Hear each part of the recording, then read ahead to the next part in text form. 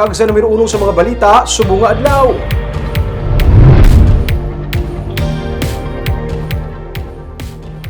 Bangod sa mahinay na nga dalagan sa vaccination program, may kapin sa 100,000 ka dose ang bakuna sa Bacolod City ang natalanang ang mag-expire sa bulan sang Hunyo. May report si Nico Delfin. Ang Bacolod ang nagapanguna sa vaccination coverage accomplishment sa Western Visayas nga may masobra na sa 150% sang target population nga nabakunahan. Ugaling tungod man sang nagadutay ang kadamuon sa mga nagapabakuna, linibo man ka mga vaccines ang sarang ma-expire matapos ang bulan sang Hunyo. May 15% pa lang sang target population ang nakabaton sang booster dose.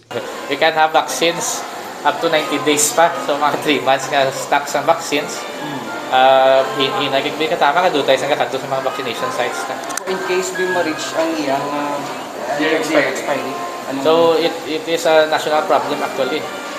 Not just ours, no. So nationally, umuna nang there was a time nga less than 60,000 for one day ang nabakunahan sa bilog na Pilipinas. Suno kay Dr. Edwin Miraflor, officer in charge ng City Health Office, magahulat sila sang guidelines gikan sa Department of Health antes pa man posible balik ang manog-expire nga vaccines.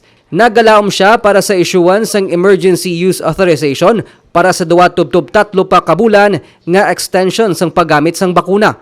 Gap pa kayo sa kita sang additional nga EUA for the extension. So if you will note, no, ang aton nga ang initial nang included sa EUA is just 6 months from manufacturing.